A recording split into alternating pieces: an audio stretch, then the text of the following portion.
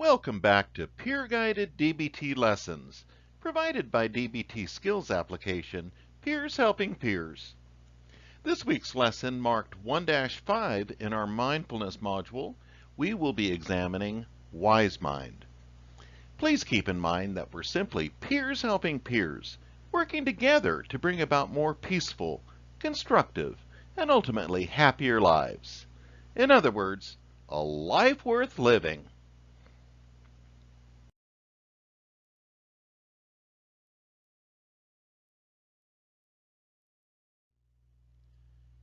Mindfulness Wise Mind consists of three states of mind. We have on the one side reasonable mind, on the other emotional mind, and where they meet in the middle, wise mind. It is a natural human tendency to attempt to operate through the process of either pure logic or pure emotion at any given time, because the two ways of reasoning frequently appear to be in conflict with each other.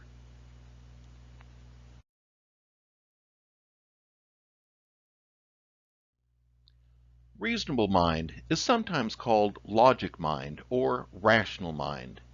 An applicable way to imagine this aspect of our mind is to picture it as our internal professor who attempts to explain and rationalize everything to us through observable knowledge, observable phenomenon, provable facts, concrete evidence, evaluations, statistics, calculations, while ignoring emotions.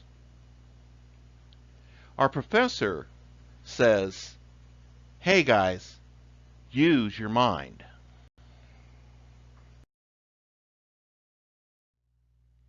In examining reasonable mind, we've used Spock, the Vulcan from Star Trek, as an example of someone who acts in reasonable mind. Characteristics of reasonable mind are: the left brain is primarily used for processing.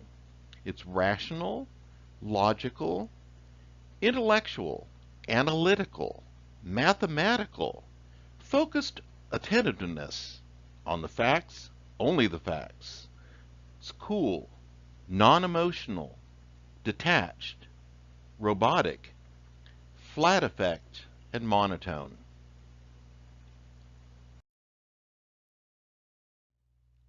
Reasonable mind is best suited to repair an automobile, follow a map, perform scientific experiments, follow a recipe, write a shopping list, balance a checkbook, learn a new language, design a house, do mathematical equations.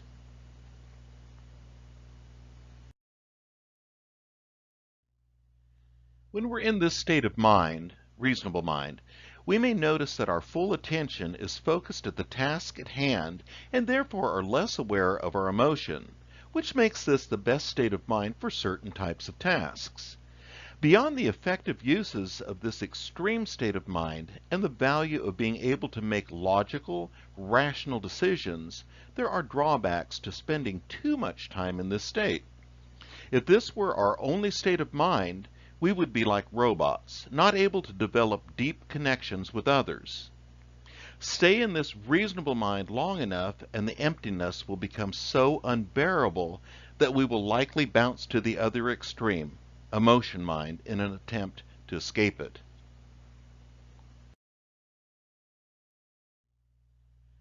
Most people with problems regulating their emotions are prone to extremes when they attempt to operate through the process of either pure logic or pure emotion.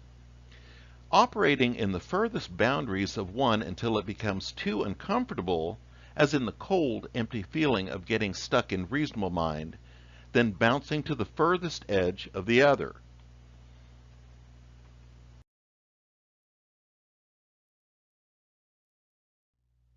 Now let's look at emotion mind. Emotion mind could be thought of as a state of mind that runs wild, without thought about the possible consequences. In this state of mind, our emotions run the show, and emotions are the drive behind our decisions and actions. In emotion mind, we may be aware of the facts, but due to our current emotional state, we may find that we ignore the facts as they are. In emotion mind, we tend to distort or exaggerate facts to fit the emotion. This tendency makes it difficult to view our situation rationally, objectively, or factually. Going back to our Star Trek personalities as examples of the states of mind, Dr. McCoy, or Bones, is a good example of someone who frequently acts in emotional mind. He's quick to make hasty decisions based solely on his emotions, without thinking about any of the other factors involved. Characteristics of emotional mind are: the right brain is primarily used for processing.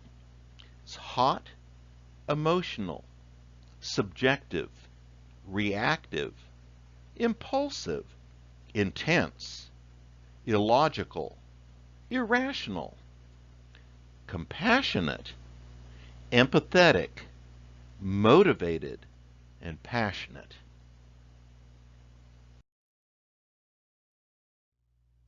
There are many things we would not be able to experience in life, and needs that would not be met without emotion mind. Without emotion mind, we would have no emotional bond between mother and child, emotional bond between father and child, desire to care for your child, motivation to connect with others, need for friendships, compassion, empathy, romance, passion, and intimacy.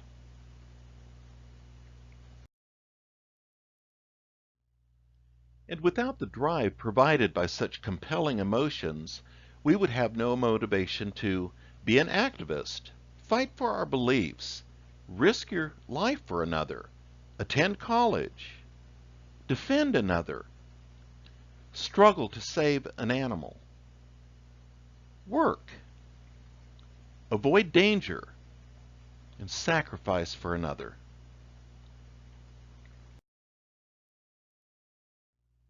However, emotion mind can quickly go from being helpful to instead becoming harmful when put into use beyond the short-term purposes for which it is best at. If someone is frequently relying on impulse rather than reason, it is difficult to hold down a job, sustain a relationship, or function in any way. Making decisions only from emotion mind wreaks havoc in life, burning bridges, ending relationships prematurely, and increasing the potential of hurting either oneself or those cared about. Spending more time in emotion mind than what is effective and beneficially useful adds fuel to emotion dysregulation, which can feed into the feeling that life is unlivable. Once we have heaped on as much suffering as we can tolerate, the detached state of reasonable mind, with the ability to think things through before acting, may once again become desirable.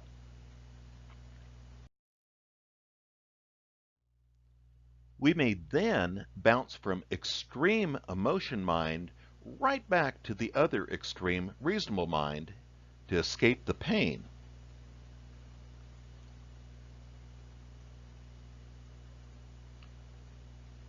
Until the discomfort of emptiness triggers us to bounce back to the other extreme.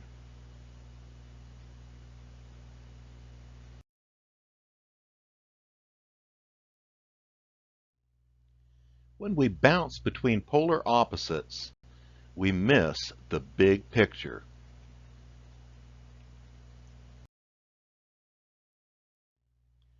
This results in us seeing only one possible way of viewing things: reasonable mind, or the other way, emotional mind, but with blinders blocking everything in between.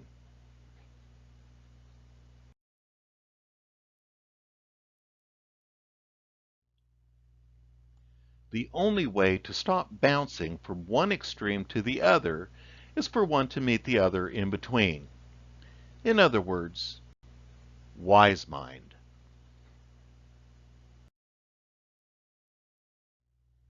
So what is wise mind? Wise mind seeks to bridge the gap that separates the two apparent opposites while encouraging a sense of harmony and acceptance. Wise mind would be that center space where reasonable mind and emotion mind not only meet one another, but overlap in the middle way, or the middle path. It is the combining, synthesis, blending, unifying, fusing, integrating, and balancing of the two separate states of mind to form an entirely new state of mind. In wise mind, it is possible to honor and accept our emotions while taking the facts into account. Wise mind seeks the most effective balance of emotion and logic to help us weigh our options as we identify solutions and problem solve. This, in turn, can lead one to act in a rational manner that will help to accomplish goals while still acknowledging and respecting our feelings.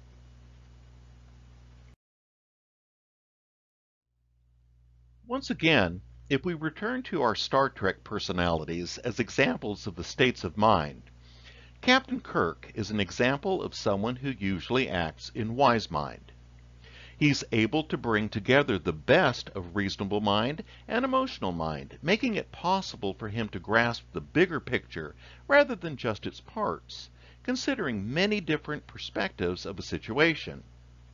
The characteristics of wise mind are, first of all, the right and left brain is used for processing, brings together the best of reasonable mind and emotional mind, intuitively knows what is best for us, includes gut instinct, knows the truth deep within our heart while we are emotionally calm, honors personal values, and it gives us wisdom from within.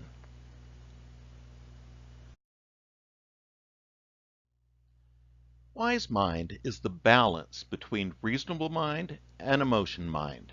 It is the middle way. Wise mind takes into account logical thinking and emotions to make wise decisions, and doesn't let either overtake or overshadow the other. It then adds something more, a sense of calmness and wisdom, intuition. The core sense of wise mind involves a deep sense of intuitive knowing. In this sense, intuition goes beyond reason and what is perceived by the senses.